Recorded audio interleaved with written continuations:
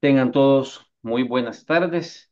Es para mí un placer saludarlos en este día, ¿verdad? En nombre de Legal Praxis Education, tenemos el honor, ¿verdad?, de contar el día de ahora con la ponencia magistral del maestro Aldo Cader Camilo, ¿verdad? Eh, y a mí me ha tocado la dicha de poderlo presentar. Bienvenidos todos, bienvenido maestro Aldo Cader, un Gracias, placer, gracias por estar acá esta tarde gracias, con muy amable. nosotros ya de fin de año, ¿verdad? Ya casi todos queriendo descansar un poco y agradecemos que todavía haga este tiempo para los amigos de Legal Praxis. Brevemente, porque la hoja de vida del maestro Cader es extensa, voy a decir nada más que él es abogado y notario, ¿verdad? Licenciado de Ciencias Jurídicas por la Universidad José Simeón Cañas UCA, tiene diversos estudios, entre ellos diplomados en Derecho Constitucional por la Universidad Carlos III de Madrid, en Derecho de Competencias por la Escuela Iberoamericana de Derecho de Competencias, también en Madrid, España, ¿verdad? Ha sido coordinador eh, de la Oficina de Asistencia Legal de la UCA, ex colaborador jurídico y secretario de la Sala de lo Constitucional y por supuesto también ex magistrado de la Sala de lo Constitucional, catedrático desde el año de 1997. Actualmente se desempeña como jefe, ¿verdad?, del Departamento de Ciencias Jurídicas de dicha universidad, de la Universidad UCA. Ha escrito distintas obras académicas como El Amparo en El Salvador, un abordaje de la óptica procesal. Tenemos con nosotros a un experto en derecho constitucional, derecho de competencias y derecho procesal, que es quizá a lo que nos tiene aquí ahora, ¿verdad? Esta conferencia es abierta al público, ha sido gratuita, pero también es la clausura del diplomado en Derecho Procesal Civil y Mercantil que inició allá en agosto, donde han habido más de 100 abogados que estuvieron cursando este diplomado, participando. Así que agradecemos nuevamente, licenciado, su presencia y bienvenido y adelante, ¿verdad? Estamos deseosos de escucharle. Gracias, muy amable. Y bueno, de hecho, ¿verdad? Por ese entusiasmo de fin de año ahí hasta me quedó un error en la presentación porque ya dice que estamos en diciembre de 2025 y estamos en 2024. Ahí las disculpas del caso, ¿verdad? Pero ya la ansiedad del año nuevo me jugó una mala pasada. Bueno, en primer lugar, quisiera dar las gracias a todo el equipo de Legal Praxis por esta invitación que de que me la hicieron llegar, pues la acepté con mucho entusiasmo. En primer lugar, porque en efecto el otro año, en 2025, el Código Procesal Civil y Mercantil va a cumplir 15 años desde su aprobación, entrada en vigencia, me habían dicho, en el año 2010. Y pues es un buen momento, ¿verdad?, para poder hacer un alto en el camino y que la comunidad jurídica salvadoreña haga una reflexión de cómo nos ha ido en este camino, que en esa reflexión pueda involucrarse al órgano judicial, pueda involucrarse a la comunidad de litigantes en esta materia, pueda involucrarse a los académicos, a las universidades del país, a los tanques de pensamiento, etcétera, para poder hacer un análisis serio de cómo se está desarrollando la materia civil y mercantil en El Salvador.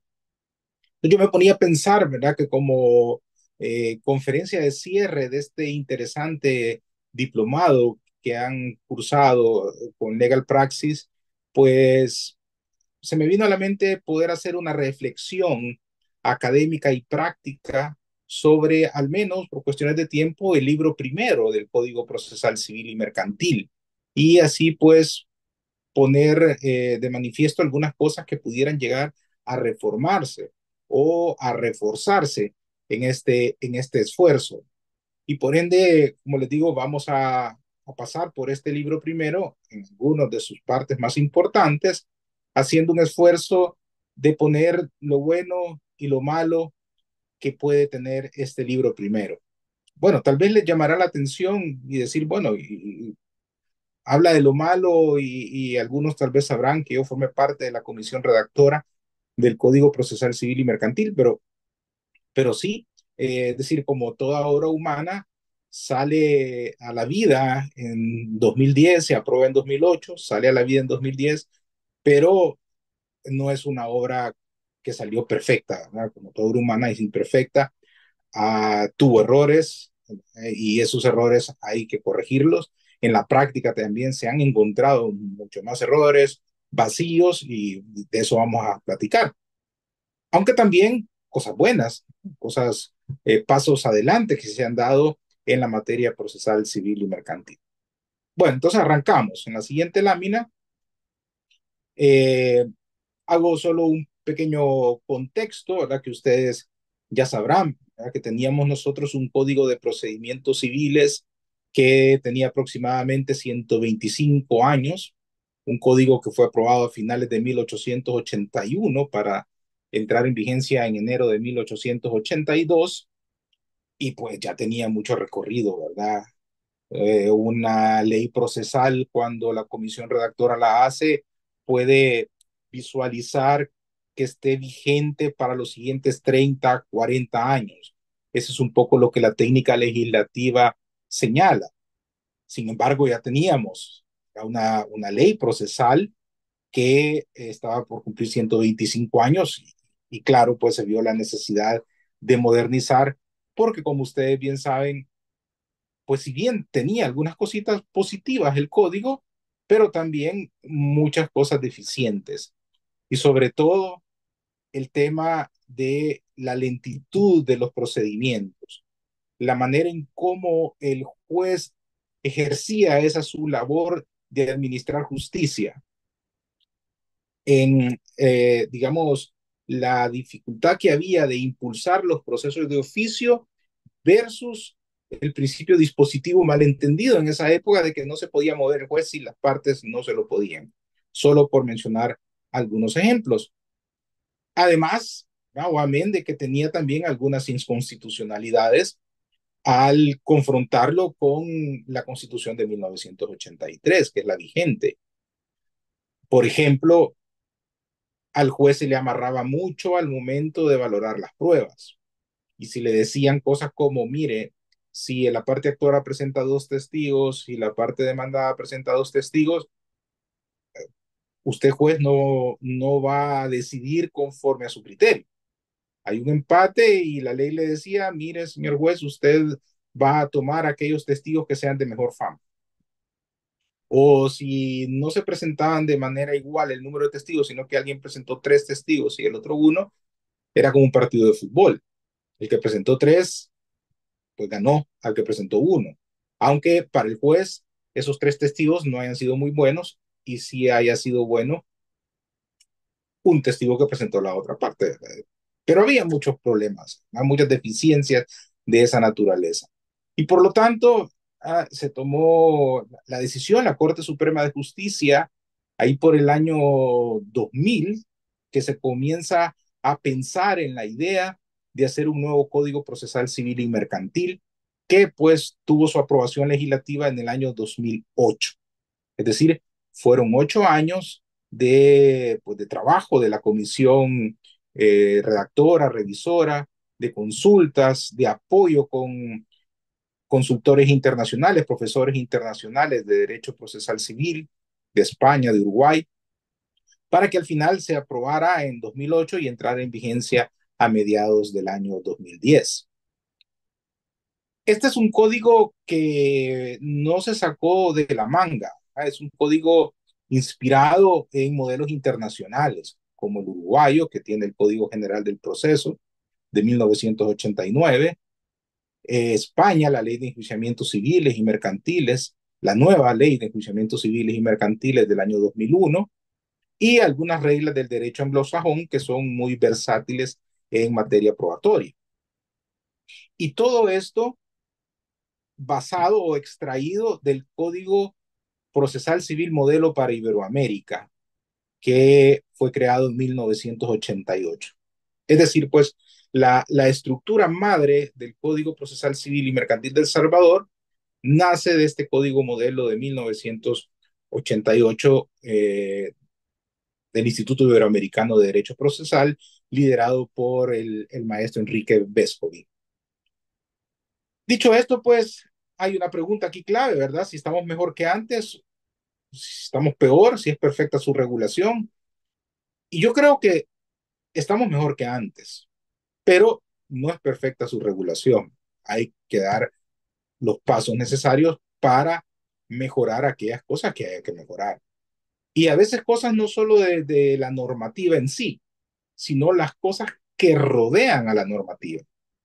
Porque de nada sirve, como decía el maestro doctor Velasco y Zelaya, que lideró también en la corte este producto, decía él, bueno, ahora a los jueces con este código se le quita la carreta y se le da un jet para que vaya volando en los procesos civiles y mercantiles.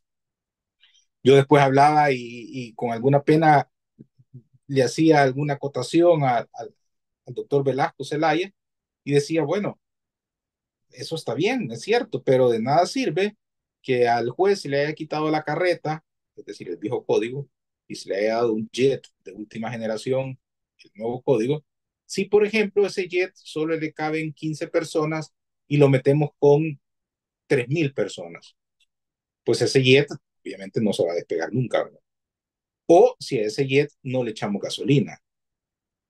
¿A esto a qué me refiero? Bueno, hay que tener una carga de trabajo, por ejemplo, adecuada entre todos los tribunales del país. Los recursos con los que deben de contar los tribunales, internet, buen equipo, colaboradores, etcétera. Entonces, bueno, siempre hay cosas también extra normativas que hay que tomar en consideración.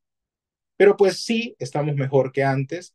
De por sí la oralidad ya trae muchos beneficios, pero, insisto, la regulación no es perfecta y es un poco lo que voy a comentar en los siguientes minutos, algunas ideas de cosas buenas y malas que tienen las partes principales del libro primero. Siguiente. Aspectos positivos del libro primero en relación con los principios generales. Bueno, aunque parezcan cosas que no tienen mucho valor, pero yo siempre digo que la incorporación expresa y de entrada de principios generales explícitos dentro de un código procesal es muy importante, es fundamental, porque los principios le ayudan a aquel litigante, le ayudan al juez, a la comunidad jurídica a identificar cómo es un código, las características principales de este código. Así si me dicen a mí, mire, a usted lo va a venir a buscar una persona y es alta, colocha, ojos verdes, se viste siempre de negro, anda zapatos tenis Adidas. Bueno, ya me formo yo una idea y con solo verlo venir lo identifico y digo, esa persona es. Entonces, igual, si los principios me dicen, mire, hay oralidad, hay mediación, hay dirección del proceso, hay principio de legalidad, hay aplicación directa de la Constitución, ya todo eso me indica por dónde anda un código procesal. Y además que los principios generales no solo están ahí de adorno, sino que están porque ayudan a la interpretación de las normas y ayudan también a resolver de manera directa los casos. Y esto es así para el juez y es así para el litigante. Es decir, si el litigante quiere fundamentar una petición y tiene algún artículo del código que no le ayuda mucho porque no es muy expreso, puede agarrar un principio y complementar su fundamentación. Igual el juez tiene que tomar una decisión y hay algo que quizás no está regulado o está regulado tácitamente o de manera deficiente, puede jalarse un principio general del código y pues tomar una decisión. Entonces yo creo que esto es un aspecto positivo, aun y cuando pues se hayan podido poner más principios, hay 16, aun y cuando aparezca alguno que otro principio regado al interior del código, pero esa sistematización inicial creo yo que es importante y es fundamental. Un segundo aspecto, el derecho a la protección jurisdiccional, tal y como es concebido por la jurisprudencia constitucional, digamos, mejor que hay. Este es el famoso derecho de acción, si lo queremos ver desde un punto de vista estrictamente procesal, aunque desde el punto de vista constitucional es ese derecho a la protección jurisdiccional. Y está bien que el código en su artículo 1 y además vinculado con los principios diga que toda persona tiene derecho a pedir protección jurisdiccional ante los tribunales. Y además otro dato importante, que esto lo había visto yo poco en las normas procesales de derecho comparado, es que ese derecho a la protección jurisdiccional no solo lo tiene el actor, sino que además lo tiene el demandado. El demandado también tiene derecho a la protección jurisdiccional frente a las pretensiones que se incoan en su contra. Por ello, pues, el actor presentará la demanda por este derecho a la protección jurisdiccional. El demandado podrá presentar la contestación a la demanda o las excepciones procesales que tenga bien hacer. Entonces, insisto, eso también me parece a mí fundamental y que se le dé el tratamiento adecuado. Y en sí, en todo el texto, el manejo que se hace del derecho de acción o de este derecho a la protección jurisdiccional es el correcto. No se confunde acción con derecho material, no se confunde acción con juicio, no se confunde acción con proceso. Se habla en este artículo 1 y después prácticamente se dan solo sus manifestaciones a lo largo y ancho del código. Otro de los aspectos positivos, creo yo, es instalar en la mente del juzgador y en la mente de todos los que participan en esta materia procesal civil la vinculación de la Constitución y de los derechos procesales de naturaleza constitucional. Esa vinculación que un juez civil y mercantil, así como cualquier juez de otra materia, debe de tener con la Constitución. Y eso lo que implica es que para tomar una decisión, un juez, además de fundamentar su decisión en un código civil, en un código mercantil, en el Código Procesal Civil y Mercantil, puede y debe fundamentar su decisión en la Constitución de la República. De hecho, ¿verdad?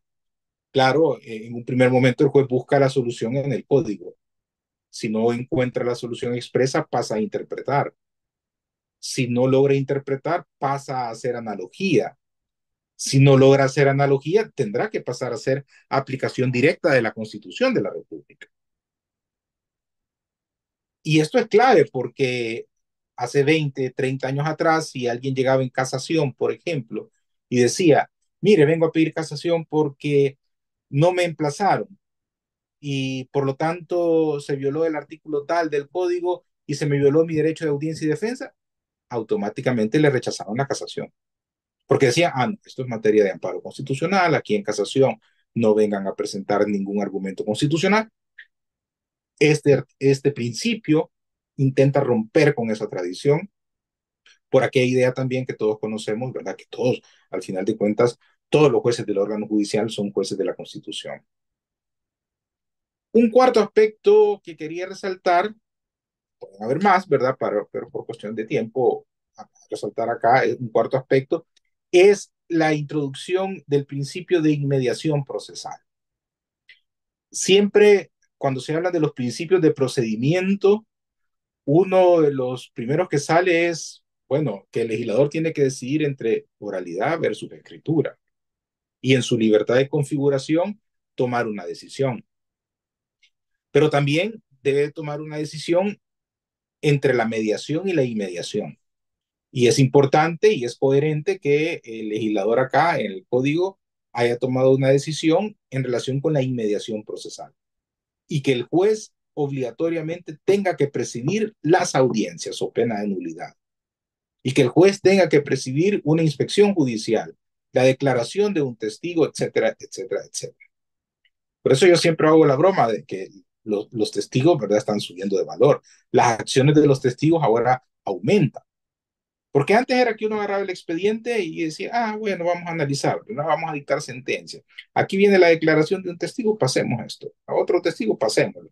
Porque los testigos allá en la prueba tasada del viejito código estaban como en octavo, noveno lugar, ¿verdad? Casi ya iban al descenso a la Liga B, porque no se les daba el valor que tenían, porque claro, el juez no presenciaba la toma de declaración testimonial. Ahora sí, Ahora un juez puede dictar sentencia a favor de alguien por medio de un testigo, porque el juez lo ve, el juez lo controla, entonces el juez le puede generar algún tipo de convicción. Siguiente. ¿Qué aspectos negativos podemos encontrar en esta parte? Bueno, por un lado, bueno, o menciono tres, da igual, pueden haber más, ¿verdad? ¿No? He tratado de escoger algo de lo que yo creo que tengo conocimiento para podérselos trasladar. Uno es la violación al principio de aportación. ¿Por qué? Porque la intención del legislador cuando se aprueba el código, intención que muchas veces se ha malentendido en la práctica y eso hay que tener cuidado y quizá hay que muchas veces revisar la especie de mini exposición de motivos que hay. La intención del legislador en el principio de aportación era que todos los medios de prueba deben ser aportados por las partes por medio de sus abogados. Y el juez solo excepcionalmente podía hacer las llamadas diligencias para mejor proveer, para esclarecer algún hecho ya aportado dentro del proceso que se considere oscuro. O el juez también dirá los medios probatorios, le podrá hacer al testigo o al perito que está declarando alguna pregunta de alguna respuesta que el juez considere que está oscura o que el juez no logró comprender. Pero luego de esto, aparece en el artículo 390, inciso segundo, que la inspección judicial sí puede hacerse de oficio, aunque ninguna de las partes lo haya pedido y aunque hacer esa inspección resulte en beneficio del actor o resulte en beneficio del demandado. Y eso para mí es una violación clara al principio de aportación y además, pues, claro, algunos pueden decir, se puede manejar como una excepción. Sí, pero todo el andamiaje del código no estaba pensado en eso. O sea, hay muchas cosas que también la Asamblea Legislativa al momento de aprobar el código metió, ¿verdad? Ahí su cizañita, ¿verdad? O metió sus ideas y rompió muchas cosas que tiene el código. Por mencionar otra que no está aquí porque tiene que ver con los recursos, pero el código también ya no va por la clasificación de los recursos, ya no hay recursos ordinarios y extraordinarios. Sin embargo, el código en más de algún artículo al menos señala de repente y dice, frente a esta resolución habrá apelación y el extraordinario de casación, cometiendo un error porque claro, el asesor de la Asamblea Legislativa de la época que quizá metió esa parte, no sabía, no tenía conocimiento completo del código y no sabía que esa clasificación de los recursos por su ineficiencia práctica ya no estaba regulada en este nuevo código. Otro aspecto negativo, creo yo, que es la contradicción entre la publicidad de las audiencias y el acceso al expediente.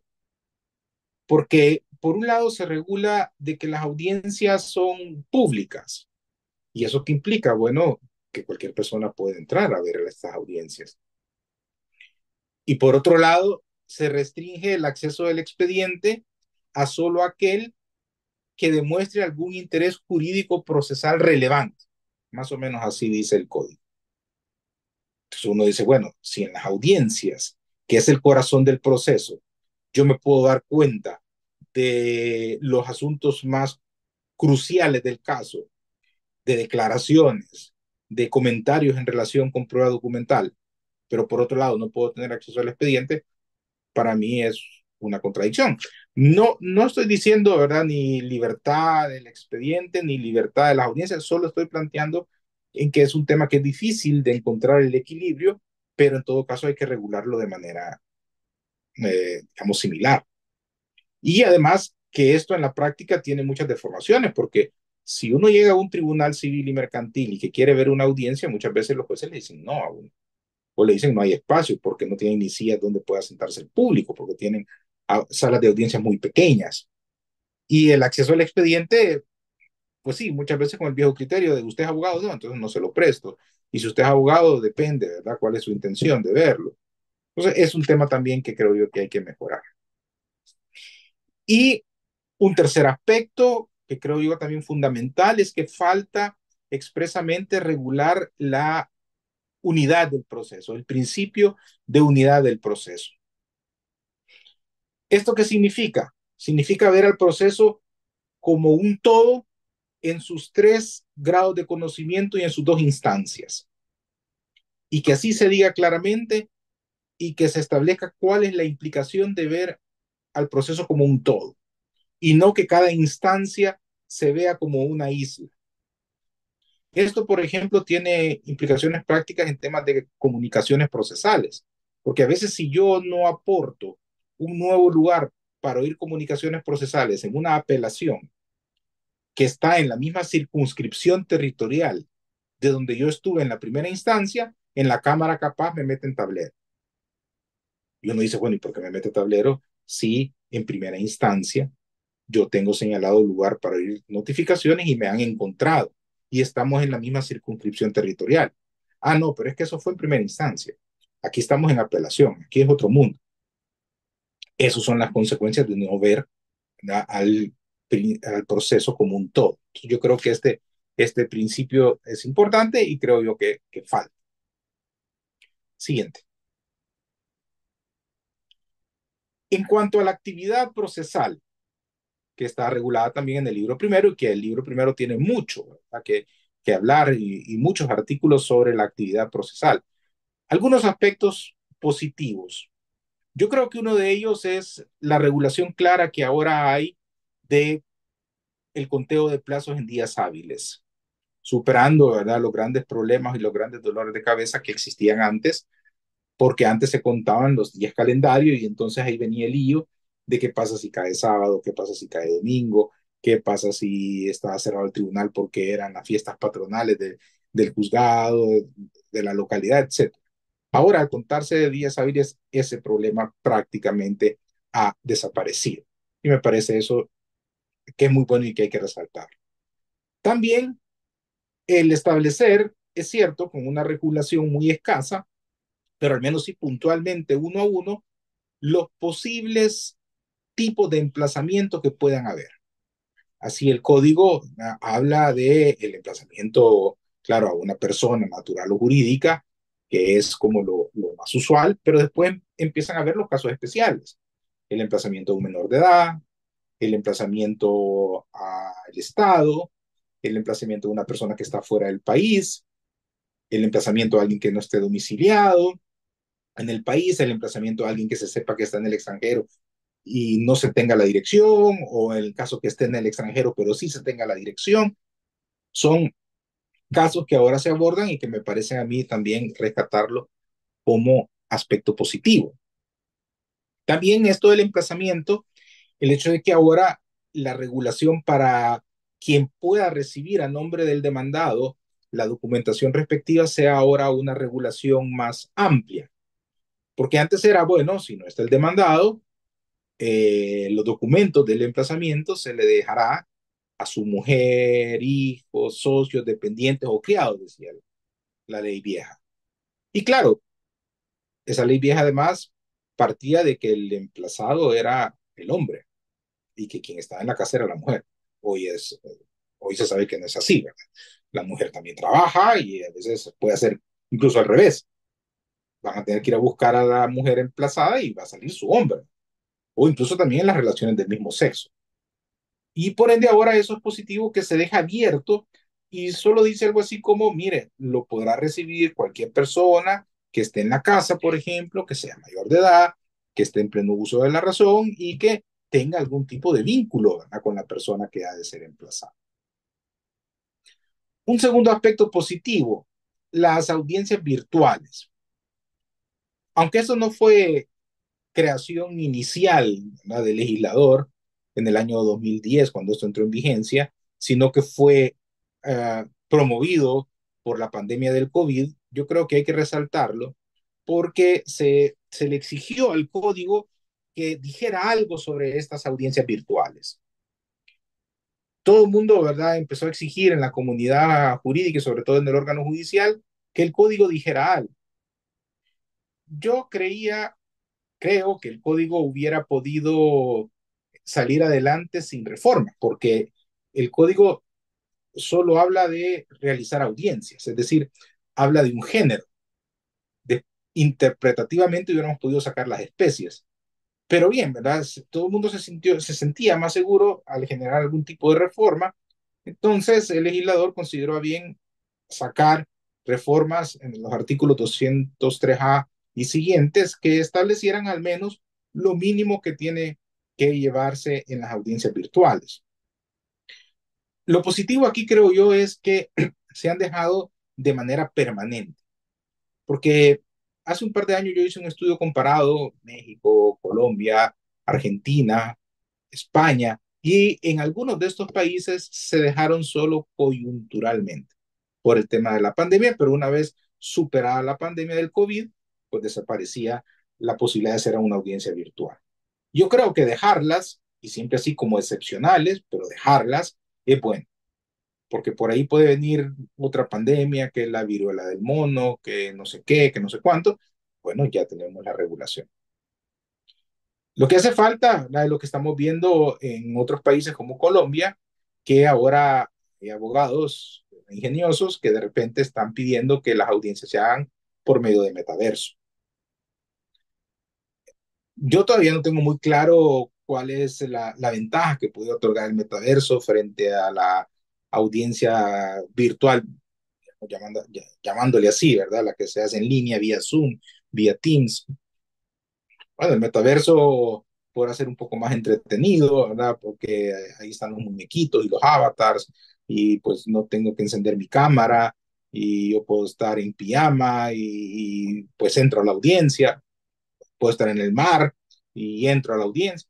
Puede haber algún tipo de ventajas, pero también tiene desventajas el metaverso. Hay más problemas en la acreditación, hay que tener mayor tecnología, mayores costos, etcétera. Pero eh, lo comento, pues, pero lo importante es que sí tenemos la posibilidad de audiencias virtuales permanentes. En tercer lugar, como aspecto positivo, creo yo también que es importante la clasificación de las resoluciones judiciales. Siempre el Código Procesal Civil y Mercantil ha sido el referente, ha sido a quien uno voltea a ver cuando uno habla de los tipos de resoluciones. Y ahora hay que tener cuidado porque eso ha cambiado en relación también con el viejo código.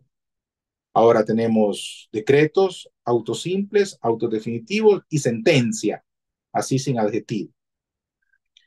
Hay una explicación, ¿verdad? Y se dice, mire, el decreto pues prácticamente son actuaciones mecánicas, de impulso, que no tienen razonamiento, no es necesario razonarlas. Los autos simples son los que resuelven las cosas secundarias dentro del proceso. Los autos definitivos acaban el proceso de una manera normal, como una improponibilidad, un sobreseimiento, una caducidad, y la sentencia, pues, bueno, la resolución final, que es la que satisface la pretensión en sentido procesal. Entonces, yo creo que eso es positivo, ¿verdad? Que se haya sistematizado esa clasificación, que se le haya dado algún tipo de definición. Y en cuarto lugar, en esto de la lámina de aspectos positivos, yo creo que también lo de las comunicaciones electrónicas fue un paso importante, un paso adelante que se ha dado, aunque es un paso que ahora eh, está quedando algo chico, ¿verdad? ¿Por qué? Porque, claro, cuando se pensó en el código, en su, en su redacción, cuando se pensó en esto, más bien dicho, perdón, se pensaba en lo que estaba sucediendo en los tribunales, que era que se pedían notificaciones por fax, porque el anterior código ni siquiera hablaba del fax, obviamente, ¿verdad? Y además se pensaba en la posibilidad de empezar a utilizar correo electrónico, cosa que también, ¿verdad?, se potenció con la pandemia. Pero hasta ahí. Ahora vemos, y esto incluso en otros países, que hay gente que los correos electrónicos los ve poco y ve más sus redes sociales. Hay de seguro muchos abogados de 25 años, 30 años, 35 años, que es probable que estén más pendientes de TikTok que de su correo de Gmail. Y pues aquí también está la pregunta de si se puede hacer comunicaciones por redes sociales o cuál podría ser el uso de las redes sociales para la búsqueda de una persona, por ejemplo, a quien se le quiere emplazar y no se tiene noticias de dónde está. Entonces digo, bueno, en este punto, importante que se abre la puerta de las comunicaciones electrónicas, sí hace falta ampliar el paso que se ha dado ahí para poder interpretar si podemos llegar incluso a las redes sociales y claro, la forma en que hacerlo, o si amerita alguna reforma, pues generar la reforma de las comunicaciones vía redes sociales. Siguiente la. Y en los aspectos negativos, en esto de la actividad procesal, yo creo que uno de los aspectos negativos es que si bien también el código se ha metido a hablar de los rechazos de la demanda de una manera más estructurada, porque habla de la inadmisibilidad y de la improponibilidad in limine litis, al inicio de la litis, pero cuando habla de los rechazos de la demanda en el desarrollo del proceso, ahí falla. ¿Por qué falla? Porque solo habla de la improponibilidad, ya no de la inadmisibilidad en el desarrollo del proceso, y además habla solo de una improponibilidad sobrevenida.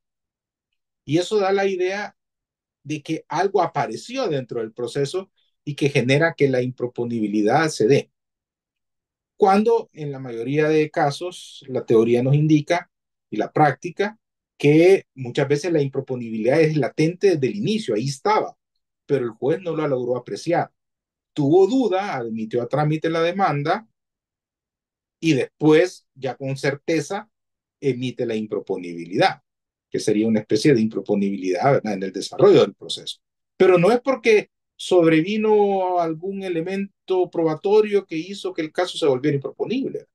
Entonces yo creo que la idea de las, de eso de la improponibilidad sobrevenida no me gusta mucho y creo que, insisto, pues habría que cambiarle nombre y además también contemplar la posibilidad de la inadmisibilidad, porque en el desarrollo del proceso el juez de oficio o avisado por la parte demandada se puede dar cuenta de que no se percató y hay una parte oscura de la demanda. Y eso es clave al momento de, qué sé yo, la audiencia probatoria.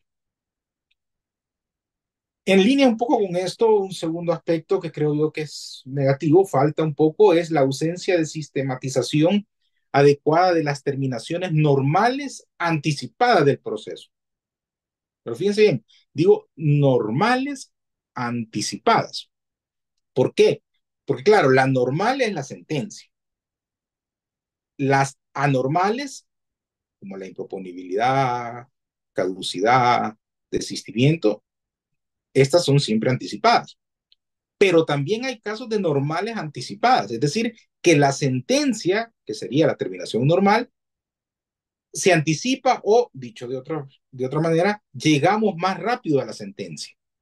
Por ejemplo, cuando el demandado eh, se allana totalmente la pretensión, nos vamos al dictado de la sentencia.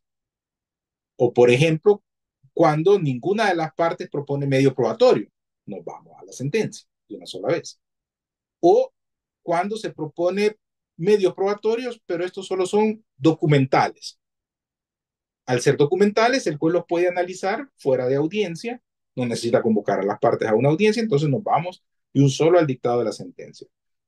Al menos, pues, me vienen a la mente tres casos: determinaciones, subrayo, normales, anticipadas. Y esto está disperso en el código, no está bien sistematizado. Un tercer aspecto, la caducidad de la instancia, que creo yo que es innecesaria.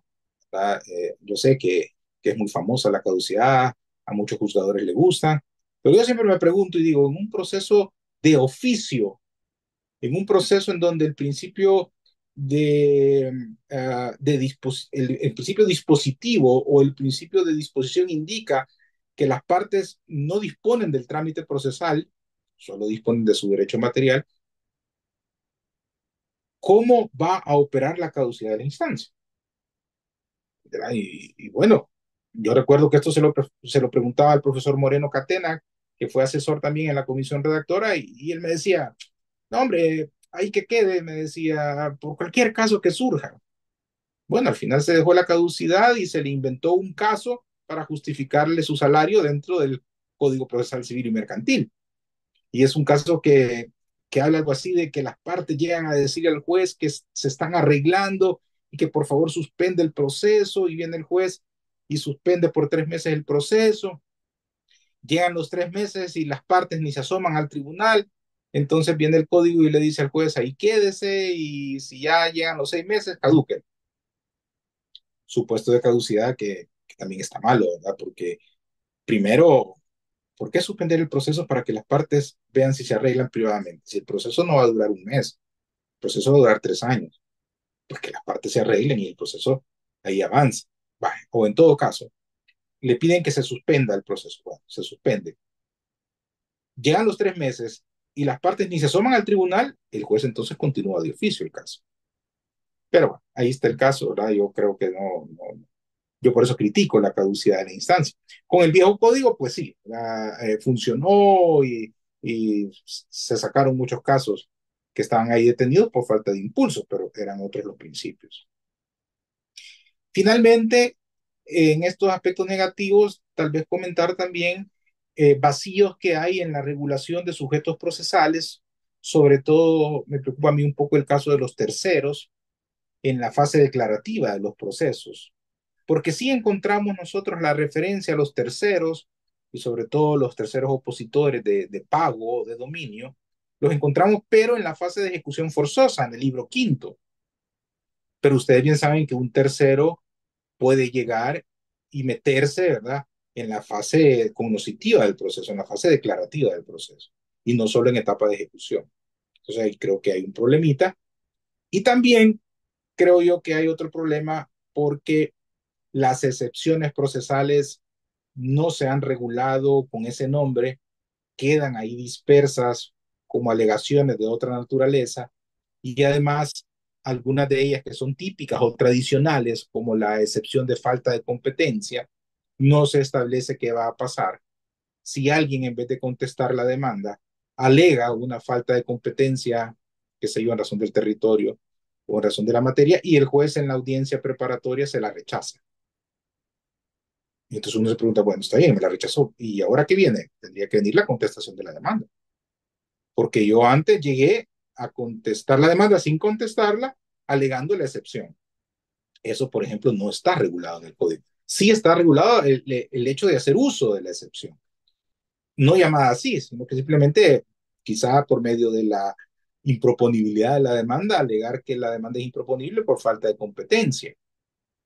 Yo creo que ahí también hay de reflexionar, prestarle atención. Yo creo que estas dos figuras de los terceros y las excepciones, por su antigüedad, se quiso eliminarlas con ese nombre, pero sus manifestaciones ahí han quedado, y yo creo que también puede ser motivo de una revisión, ¿verdad? Una discusión y probablemente alguna reforma. Y la última, la misma. Entonces, como reflexiones finales, ¿verdad? Creo yo que el código ha significado avances importantes, ¿verdad? Como dice, en materia de oralidad, en materia de inmediación, poderes del juez, medios probatorios también novedosos, comunicaciones procesales, pero no está exento de desafíos, ¿verdad? Desafíos porque, como toda obra humana, puede tener problemas, y ahora que el código ya ha corrido casi 15 años, es momento pues de ver estos aspectos que yo he mencionado, que solo tienen que ver con el libro primero. Así hay más en la parte procedimental de los tipos de procesos declarativos y especiales, y ya no se diga también en la parte procedimental de los recursos.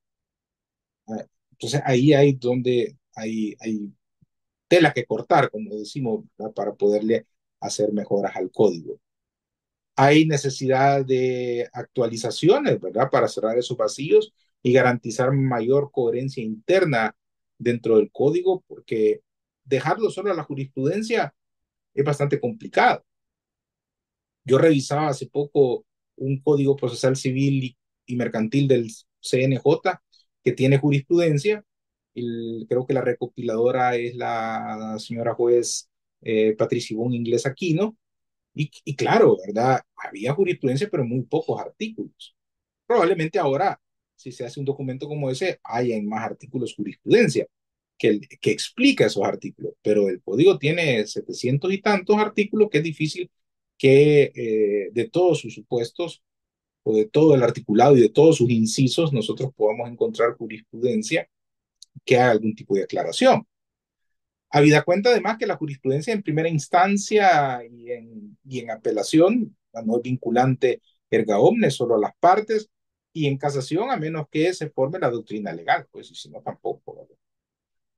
Así que yo creo que eventos como el que se han desarrollado y estamos clausurando ahora que me han dado el honor de estar acá en esta clausura, es una invitación a seguir reflexionando y mejorando la práctica procesal del Salvador y sobre todo la práctica procesal civil y mercantil. Y ojalá, pues, ¿verdad? Que los actores del país que tienen en sus manos la decisión de poder hacer las adecuaciones pertinentes en pro de una mejor administración de justicia civil y mercantil lo puedan hacer. Y yo, pues, por aquí me quedaría, no sin antes volver a reiterar, ¿verdad? Maestro Bolaños, muy agradecido por la invitación para estar esta noche acá con ustedes y pues dejaría también esta lámina organizadores del diplomado para que puedan después ellos establecerla en sus redes sociales para que todos puedan tener acceso. Muchas gracias, maestro Kader. Ha sido un gusto escucharle y realmente, pues, esta temática, como usted bien lo dijo, es amplia, ¿verdad? Solo hablando del libro primero, ya no se diga si tocaran los demás libros, Sí. pero fue como nos cayó como anillo el dedo porque justamente en el diplomado se hacía referencia, pero era tan especializado los módulos y los temas Ujú. que nunca quedó tiempo para acudir al libro primero, a los Ok. principios, porque se entiende que era la parte que no era tan práctica. Sin embargo, todos los ponentes capacitadores en determinados momentos tenemos que acudir al libro primero. Ahí está la base, como usted bien lo dijo, Ujú. sobre todo en los principios procesales. Eh, Me encanta que el código, como usted lo mencionó, también haya comenzado con el artículo 1 y la protección jurisdiccional, ¿verdad? Sí. Un gran deber de nosotros, los que estamos de este lado de la judicatura, también, ¿verdad? Para tomarlo como referencia y como lo primero de lo primero. Agradecerle nuevamente, no sé si entre los participantes habrá alguna pregunta puntual, ¿verdad? Todavía tenemos unos 5 o 10 minutos. Si no la hubiese, pues de nuestra parte de Legal Praxis, de verdad agradecerle mucho, maestro, ¿verdad? Esperamos contar con su presencia, si fuera posible, en algunos próximos cursos o sesiones. Veo que la licenciada Altamirano tiene levantada la mano. Adelante. Hola, buenas noches. Buenas Bueno, noches. Buenas noches, maestros. En esta ocasión, bueno, felicitar a Lega Tarazzi y un saludo fraterno a mi maestro Kader que me dio en la UCA, Derecho Constitucional. Bueno, mi consulta va encaminada a cuáles los retos, pero relativos al Código Civil, ¿verdad? Que prácticamente está desfasado en el sentido de que si existiera alguna actualización prácticamente del derecho sustantivo, ¿verdad? Esa sería mi consulta. Ok, bueno, mire, gracias por los saludos. Saludos igualmente, un placer. Eh, Cuando se hizo el código, realmente que la comisión lo que pudo percibir en las visitas de campo que se hicieron en los juzgados y con los litigantes era que la queja estaba del lado de la materia procesal. Y por lo tanto, ¿verdad? Aunque algunos se extrañaban decir, bueno, ¿por qué no se comienza con lo civil? Y después se pasa a lo procesal. Pero como la queja estaba de ese lado, sobre todo lentitud, ¿verdad? Burocracia, procesos incidentalistas, es que se tomó la decisión de hacer este código, ¿verdad? Y por ende, ¿verdad? No se tocó ni se pensó en hacer nada del Código Civil. Usted pues sabrá también, igual que yo, ¿verdad? Lo poco que se sabe que por ahí sonó hace como un año o 2 años en la Asamblea Legislativa un esfuerzo por hacer un código civil, pero ya no se supo más nada, ¿verdad? Pareciera como que la Asamblea Legislativa pues tuvo un impulso de hacerlo y quizás desistió o lo tiene ahí en pausa, ¿verdad? Pero eso es lo que yo le pudiera pedir.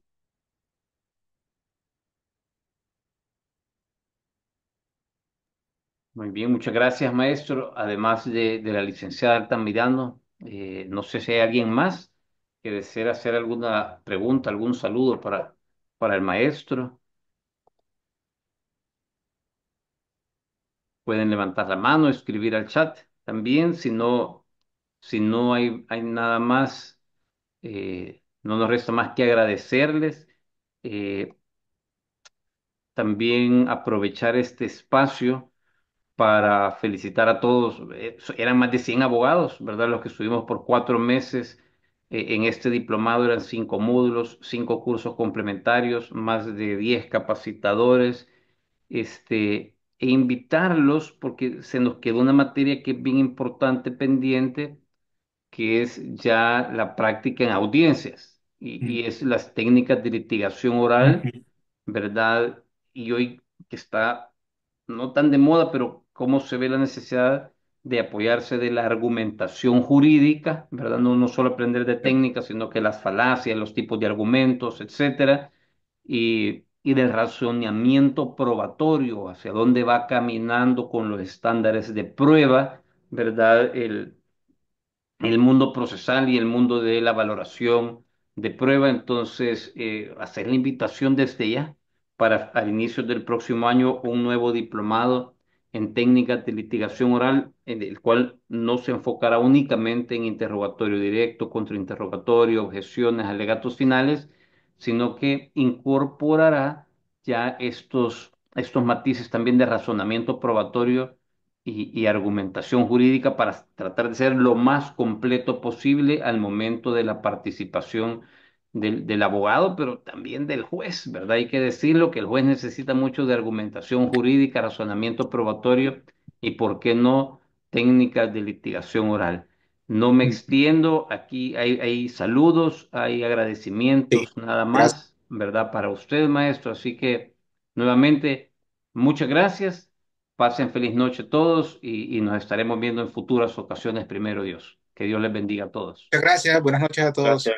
Feliz Gracias noche, a todos. un placer, Gracias. un Buenas gusto. noches. Buenas noches, muchas gracias.